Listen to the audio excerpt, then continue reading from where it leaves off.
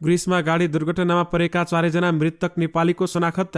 ललिता निवास प्रकरणका मुख्य आरोपी रामकुमार सुवेदी पक्राउ। प्रधान न्यायाधीशले बोलाएको नयाँ सेवा आयोगको बैठक स्थगित। सम्पदा मैत्री घर बनाउँदा काठमाडौँ महानगरले 32 लाख अनुदान दिने। 4 महिनामा उद्योगलाई थप 150 मेगावाट बिजुली, 210 मेगावाट दिन तयारी। माओवादी केन्द्रको राष्ट्रिय सम्मेलनको लोगो सार्वजनिक। राप्रपा अध्यक्ष राजेन्द्र लिङ्गदेन र एमाले नेता खरेलबीच भेटवार्ता। युरोपमा ओमिक्रोन भेरिएन्ट फेरि प्रतिबन्धात्मक नियम घोषणा। एमालेलाई सभामुखको आग्रह, अरूका कुरा सुन्ने धैर्यता राख्नुहोस्। पुनर्निर्माणको बाँकी काम पूरा गर्न बजेटको कमी हुँदैन भन्दै प्रधानमन्त्री शेरबहादुर देउवाले भने। सुनको मूल्य घट्यो, चाँदीको बढ्यो। विवेकशील साझाले गरे संयोजक पाण्डेलाई निष्कासन। मोडर्ना बुस्टर डोज ओमिक्रोन विरुद्ध प्रभावकारी भएको दावी। एमालेको अवरोध बीच संसदमा 4 अध्यादेश स्वीकृत। मलेसियामा बाढीबाट 17 को मृत्यु, 70,000 विस्थापित।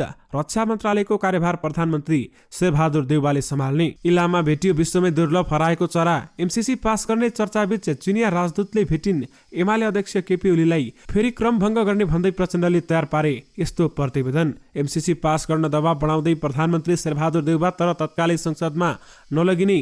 माओवादीको राष्ट्रिय सम्मेलनमा 1533 जना सहभागी हुने। दर्शक महानुभाव नमस्कार। स्मार्ट खबरको न्युज बुलेटिनमा यहाँहरूलाई हार्दिक स्वागत छ। म रेन्यु पानी सदाको चाहिँ आज पनि हामी उपस्थित भइसकेका छौँ आजका महत्त्वपूर्ण समाचारहरू लिएर। हामीलाई अन्तिमसम्म हेर्नुहोला अनि हाम्रो मेहनतका लागि यो भिडियोमा एउटा लाइक अवश्य गर्नुहोला। दर्शक महानुभाव, पल पलको न्युज अपडेटका लागि हाम्रो च्यानललाई सब्स्क्राइब गरी नजिकै आउने बेल आइकनलाई क्लिक गर्नुहोला। कहाँबाट हेर्दै हुनुहुन्छ अनि के कस्तो लाग्दैछ आफ्ना कुराहरू तलको कमेन्ट बक्समा कमेन्ट गर्नुहोला। दैनिक रूपमा हेर्नुहुन्छ भने रेगुलर भनेर लेख्नुहोला। आज पहिलोचोटि हो भने फर्स्ट टाइम भनेर लेखिदिनुहोला। दर्शक महानुभाव, देशभित्रबाट हामीलाई हेरिरहनु भएको छ भने आफ्नो गाउँ, ठाउँ, सहर अनि जिल्लाको नाम लेखिदिनुहोला। विदेशबाट हामीलाई हेरिरहनु भएको छ भने कुन देशबाट हेर्नु भएको छ त्यो कुरा पनि तलको कमेन्ट बक्समा कमेन्ट गर्नुहोला। आउनुहोस् दर्शक महानुभाव, आजका मुख्य समाचार सुरु गरौँ। प्रधान न्यायाधीशले बोलाएको नयाँ सेवा आयोगको बैठक स्थगित भएको प्रसङ्गबाट।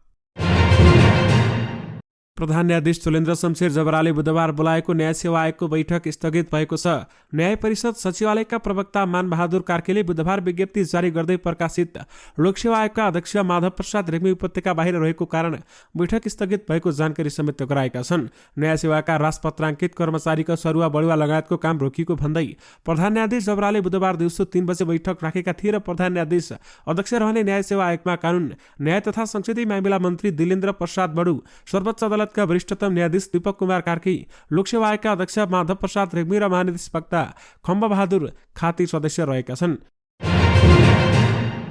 काठमाडौँ महानगरपालिकाले क्षेत्रभित्र सम्पदा मैत्री घर बनाउनेहरूलाई 8 लाखदेखि 32 लाख रुपियाँसम्म अनुदान दिने भएको छ। यसअघि भक्तपुर नगरपालिका लगायत स्थानीय तहले कार्यान्वयनमा ल्याइसकेको यो व्यवस्था लागू गर्न काठमाडौँ महानगरले चालु आर्थिक वर्षमा बजेट समेत विनियोजन गरेको महानगरपालिकाले जनाएको छ। गत साउन 20 गते महानगरपालिकाले स्थानीय राजपत्रमा प्रकाशित गरेको काठमाडौँमा महानगरपालिकामा सम्पदा भवन संरक्षण एवं निर्माण मापदण्ड तय सहुलियत कार्यविधि 2078ले सम्पदा मैत्री भवनलाई 4 भागमा विभाजन गरी अनुदानको व्यवस्था गरेको बताएको छ। उक्त मापदण्ड अनुसार भवन बनाउन चाहनेहरूले महानगरपालिकामा अनुदानको लागि मागदावी गर्न सक्ने व्यवस्था रहेको छ। तर अहिलेसम्म कसैले पनि अनुदान माग नगरेको महानगरपालिकाका प्रवक्ता ईश्वरमान डङ्गोलले बताउनु भएको छ। परम्परागत घरलाई जस्ताको तस्तै राख्ने वा नयाँ घरमा पनि पुरानो महला निकाल्ने गरी 2 किसिमको मापदण्ड तोकिएको छ भने कुनै पनि मल्लकालीन र राणाकालीन घर जस्तो अवस्थामा थियो त्यसैलाई रेट्रोफिटिङ वा मर्मत गरेर जस्ताको तस्तै संरक्षण गरिएको घरलाई क वर्गमा राखिएको समेत बताइएको छ। विशेष गरी सम्पदा मैत्री घर बनाउँदा काठमाडौँ महानगरले 32 लाखसम्म अनुदान दिने भएको छ। खोप निर्माता कम्पनी मोडर्नाले नयाँ ओमिक्रोन भेरिएन्ट विरुद्ध आफ्नो कोभिड खोपको बुस्टर डोज निकै प्रभावकारी भएको बताएको छ। कम्पनीले प्रारम्भिक तथ्यबाट मोडर्ना खोपको बुस्टर डोज ओमिक्रोन विरुद्ध निकै प्रभावकारी देखिएको बताएको हो। फाइजर खोपको बुस्टर डोज भन्दा आफ्नो खोपले बढी सुरक्षा प्रदान गर्ने कम्पनीको भनाइरहेको छ भने कम्पनीहरूले सोमबार सार्वजनिक गरेको ल्याब परीक्षणको नतिजा अनुसार हाल अनुमति पाएको 50 माइक्रोग्रामको तेस्रो डोज लगाएपछि ओमिक्रोन विरुद्ध एन्टिबडीको मात्रा झण्डै 37%ले बढ्छ भने त्यस्तै 100 माइक्रोग्रामको पूर्ण डोज लगाएपछि एन्टिबडीको मात्रा 83%ले बढ्ने ल्याब परीक्षणले देखाएको छ। यसै महिना फाइजरले आफ्नो बुस्टर डोज लगाएपछि ओमिक्रोन भेरिएन्ट विरुद्ध एन्टिबडीको मात्रा 25%ले बढ्ने बताएको थियो भने मोडर्नाले फाइजरको उक्त घोषणापछि आफ्नो ल्याब परीक्षणको नतिजा सार्वजनिक गरेको बताएको छ। अमेरिकाको खाद्य एवं औषधि तथा प्रशासन एफडीए ले आधा डोज अर्थात् 50 माइक्रोग्राम बराबरको मोडर्ना खोपलाई बुस्टर डोजको रूपमा प्रयोग गर्न सिफारिस गरेको छ र यसैबीच आगामी वर्षको सुरुतिर ओमिक्रोन लक्षित बुस्टर डोज परीक्षण गरिने कम्पनीका सीईओ स्टेफन बान्सेनले बताएका छन्। हामीले भविष्यमा आवश्यक परेको खण्डमा ओमिक्रोन लक्षित बुस्टर डोजको क्लिनिकल परीक्षणलाई तीव्रताका साथ अघि बढाउनेछौँ भन्दै उनले भनेका छन्। प्रमुख प्रतिपक्षी दल नेकपा एमालेको अवरोधका बीच 4वटा अध्यादेश प्रतिनिधि सभाबाट स्वीकृत गरिएको छ। एमालेको अवरोधका बीच बुधबार बसेको प्रतिनिधि सभाको बैठकमा प्रस्तुत गरिएको नेपाल प्रहरी र प्रदेश प्रहरी कार्यालय सञ्चालन, सुपरिवेक्षण र समन्वय पहिलो संशोधन अध्यादेश 2078, तेजाब तथा अन्य घातक रासायनिक पदार्थ नियमन अध्यादेश 2078, सामाजिक सुरक्षा पहिलो संशोधन अध्यादेश 2078 र रेलवे अध्यादेश 2078 बहुमतले स्वीकृत भएको हो। बैठकमा गृहमन्त्री बालकृष्ण खाँडको तर्फबाट सञ्चार तथा सूचना प्रविधि मन्त्री ज्ञानेन्द्र बहादुर कार्कीले माथि उल्लेखित 3वटा अध्यादेश सम्बन्धी प्रस्ताव स्वीकृतिका लागि निर्णयार्थ पेश गरेका थिए भने भौतिक पूर्वाधार तथा यातायात मन्त्री रेणुकुमारी यादवले रेलवे अध्यादेश 2078 स्वीकृतिका लागि निर्णयार्थ पेश गरेकी थिइन्। तर ती प्रस्तावहरूको विरोधमा सांसद प्रेम सुवालले सूचना दर्ता गराएका थिए। प्रधानमन्त्री शेरबहादुर देउवाले रक्षा मन्त्रालयको कार्यभार पनि सम्हालेका छन्। राष्ट्रपति विद्यादेवी भण्डारीले नेपालको संविधानको धारा 67 को उपधारा 2 खण्डको बमोजिम रक्षा मन्त्री डाक्टर मिनेन्द्र रिजालले पदबाट राजीनामा दिएपछि सो मन्त्रालयको जिम्मेवारी पनि प्रधानमन्त्री शेरबहादुर देउवाले सम्हाल्ने गरी तोकेको हो। प्रमुख प्रतिपक्षी दल नेकपा एमालेको अवरोधका बीच बुधबार बसेको प्रतिनिधि सभा बैठकले सुरुमै सभामुख अग्निप्रसाद सापकोटाले राष्ट्रपति कार्यालयबाट प्राप्त पत्र पढेर सुनाउँदै राष्ट्रपति भण्डारीले रक्षा मन्त्रालयको कार्यभार पनि सम्हाल्ने जिम्मेवारी प्रधानमन्त्री शेरबहादुर देउवाले हो। उनले भनेका छन्, सम्माननीय राष्ट्रपति श्रीमती विद्या भण्डारीज्यूले मौजूदा मन्त्री परिषदका माननीय रक्षा मन्त्री डाक्टर मिनेन्द्र प्रसाद रिजालले नेपालको संविधानको धारा 67 को उपधारा 2 को खण्ड क बमोजिम मन्त्री परिषदबाट राजीनामा दिने भएकाले सम्माननीय प्रधानमन्त्रीज्यूको सिफारिसमा रक्षा मन्त्रालयको कार्यभार सम्माननीय प्रधानमन्त्रीज्यू शेरबहादुर देउवाज्यूले सम्हाल्ने गरी तोक्नु भएको छ भन्दै बताएको छ। कांग्रेस नेता समेत रहेका रक्षा मन्त्री रिजालले पार्टीको महाधिवेशनमा महामन्त्री पदमा हार बेहोरेपछि गत पुस 2 गते शुक्रबार मन्त्री पदबाट राजीनामा दिएका थिए। नेपालका लागि चुनिया राजदूत हो यान्छीले प्रमुख प्रतिपक्षी दल नेकपा एमाले अध्यक्ष केपी शर्मा ओलीसँग भेटवार्ता गरेकी छन्। राजदूत हौले ओली निवास पालकोट पुगेर सोमबार दिउँसो अध्यक्ष ओलीसँग एक्लै 1.5 घण्टा लामो संवाद गरेकी छन्। एमाले विदेश विभाग प्रमुख राजन भट्टराईले चुनिया राजदूतले अध्यक्ष ओलीसँग भेट गरेको पुष्टि गरेका छन् र ओली अध्यक्ष निर्वाचित भएपछि चुनिया राजदूतसँग पहिलो पटक भेट भएको थियो। उनले भनेका छन्, समसामयिक परिस्थिति बारेमा छलफल भएको छ र बैठकमा म सहभागी थिइन। विस्तृत रूपमा बताउन सकिन। नेपालको संसदमा अमेरिकी सहयोग परियोजना millennium challenge corporation MCC compact अनुमोदन बारेमा दलहरूबीच मतभेद बढिरहँदा चुनिया राजदूतले ओलीलाई भेटेर आफ्नो सरकार दर्शाएकी छन् र यद्यपि त्यसको स्वतन्त्र पुष्टि हुन सकेको छैन भन्दै बताएको छ। विदेश विभाग प्रमुख भट्टराईले भेटमा 2 जनाबीच एमसीसी बारेमा छलफल नभएको दावी गरेका छन्। गत साता चीनिया कम्युनिस्ट पार्टीका विदेश विभागका एक नेताले एमाले महासचिव शंकर पोखरेलसँग भिडियो संवाद गरेका थिए र संवादमा चीनिया नेताले अमेरिकी परियोजना एमसीसी बारेमा चासो राखेको समाचार सार्वजनिक भएका थिए। अमेरिकी आर्थिक सहयोग परियोजना मिलेनियम च्यालेन्ज कम्प्याक्ट एमसीसी प्रतिनिधि सभामा पेश हुन अझै समय लाग्ने भएको छ। मंगलबारको बैठकमा 2 अध्यादेश पेश भएका छन् र बुधबार पनि थप केही अध्यादेश पेश गर्न तयारी रहेको छ। तर एमसीसी बारेमा तत्कालै पेश हुने सम्भावना नभएको स्रोतको भनाइरहेको छ र किनभने सम्भावित कार्यसूची पनि एमसीसीमा परेको छैन भन्दै बताएको छ। बुधबारको बैठक लगत्तै प्रतिनिधि सभाको बैठक स्थगित गराउने तयारी रहेको छ र त्यसपछि बैठक 1 हप्तापछि मात्रै बस्न सक्छ भन्दै बताएको छ। माओवादी केन्द्रको पुस 11 देखि हुने राष्ट्रिय सम्मेलनमा व्यस्त हुने भएपछि पुस 15 सम्म संसद बैठक बस्ने सम्भावना कम रहेको छ। बुधबारको संसद बैठकपछि 1 हप्ता संसद बैठक बस्दैन होला। कांग्रेसका एक सांसदले भनेका छन्, माओवादीको राष्ट्रिय सम्मेलन भएकाले त्यसबीचमा बैठक नराख्ने समझदारी जस्तै भएको छ। प्रधानमन्त्री शेरबहादुर देउवा मंगलबार बसेको प्रतिनिधि सभाको बैठकमै एमसीसी प्रवेश गराउने योजनामा थिए। तर सत्ता गठबन्धनमा रहेका अन्य 4 दलले भने तत्काल अघि बढाउन मानेका थिएनन्। शेरबहादुर देउवाको जोड एमसीसी छिट्टै संसदमा टेबल गर्ने थियो। उनले त्यसका लागि आफू निकट नेताहरूसँग दबाव बढाउँदै लगेका छन्। नेकपा माओवादी केन्द्रको राष्ट्रिय सम्मेलनमा 1533 जना प्रतिनिधि सहभागी हुने भएका छन्। माओवादी केन्द्रका अनुसार आयोजक समितिका 179 सल्लाहकार 149, ज्येष्ठ कम्युनिस्ट 125, विभिन्न आयोगबाट 75 जना र केन्द्रीय विभागबाट 102 जना र केन्द्रीय प्रतिनिधि 27 जना प्रतिनिधि राष्ट्रिय सम्मेलनमा सहभागी हुनेछन् भन्दै बताइएको छ। त्यस्तै प्रदेशहरूबाट छनौट भएर आएका 803 र 73 जना मनोनित हुने प्रवक्ता कृष्ण बहादुर महराले जानकारी दिनुभएको छ र माओवादीको राष्ट्रिय सम्मेलन पुस 11, 12 र 13 गते हुनेछ भन्दै बताइएको छ। प्रदेश प्रतिनिधिहरू प्रदेश 1 बाट 96, प्रदेश 2 बाट 106, बागमतीबाट 128, गण्डकीबाट 74, लुम्बिनीबाट 105, कर्णालीबाट 87, सुदूरपश्चिमबाट 84, प्रवासबाट 34, विशेष प्रदेशबाट 42 र सम्पर्क समन्वय समितिहरूबाट 43 जना छनौट हुनेछन्। आज सुनको मूल्य घटेको र चाँदीको मूल्य बढेको नेपाल सुनचाँदी व्यवसायी महासंघले जनाएको छ। अघिल्लो दिनको तुलनामा छापावाला सुनको मूल्य तोलामा 400 रुपियाँले घटेर 92,600 रुपियाँमा कारोबार भइरहेको जनाएको छ र आज तेजाबी सुनको कारोबार मूल्य 92,100 रुपियाँ कायम भएको छ। अघिल्लो दिन 92,500 रुपियाँमा तेजाबी सुनको कारोबार भएको थियो भने यस्तै चाँदीको मूल्य पनि तोलामा 10 रुपियाँले बढेर 1,245 रुपियाँमा कारोबार भइरहेको छ। मंगलबार 1,235 रुपियाँमा चाँदीको खरिद बिक्री भएको थियो।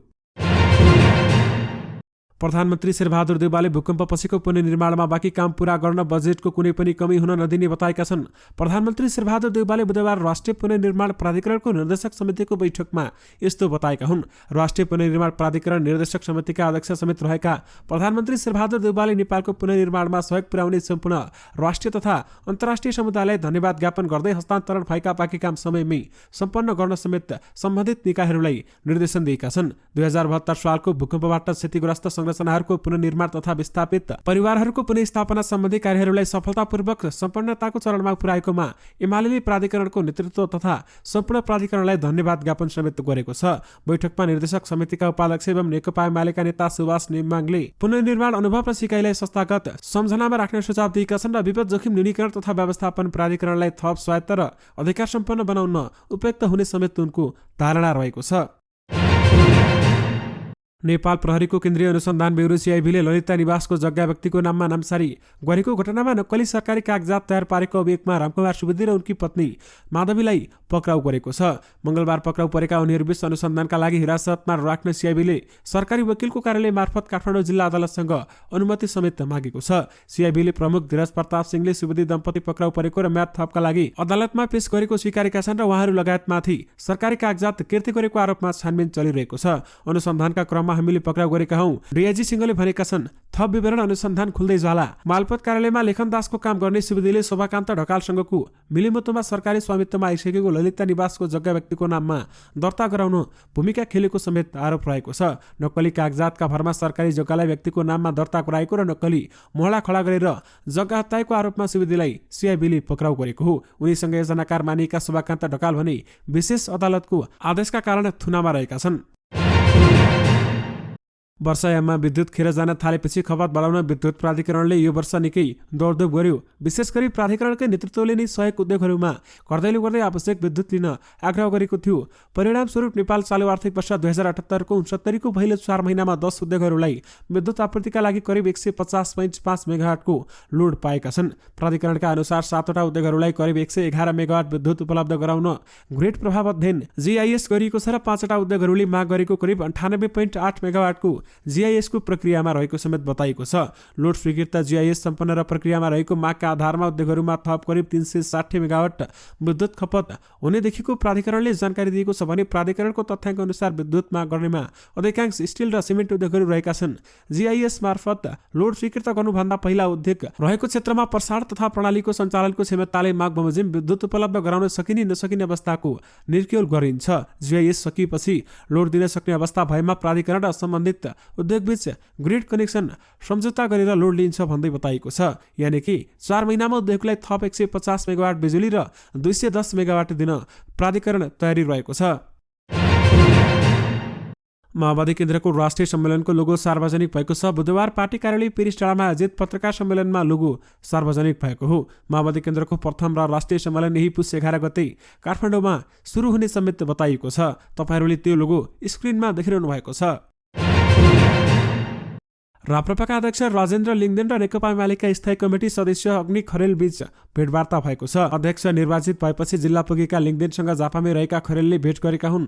भेटमा राष्ट्रिय सभा निर्वाचनमा दुई पार्टीको गठबन्धन बारेमा पनि छलफल भएको समेत बताइएको छ। एमाले झापा इन्चार्ज खरेलले भने आफूले लिङ्गदेनलाई अध्यक्षमा निर्वाचित भएकोमा बधाई दिन भेटेको र त्यस क्रममा राष्ट्रिय राजनीति र समसामयिक विषयमा छलफल भएको समेत बताएका छन्। उनले भनेका छन्, झापामा सबै दलहरू मिलेर काम गर्ने संस्कृति छ, त्यसलाई अगाडि बढाउनुपर्छ, नभए कायम राख्नुपर्छ भनेको छु भन्दै बताइएको छ। विशेष गरी राप्रपाका अध्यक्ष राजेन्द्र लिङ्गदेन र एमाले नेता अग्नि खरेल बीच भेटवार्ता भएको छ।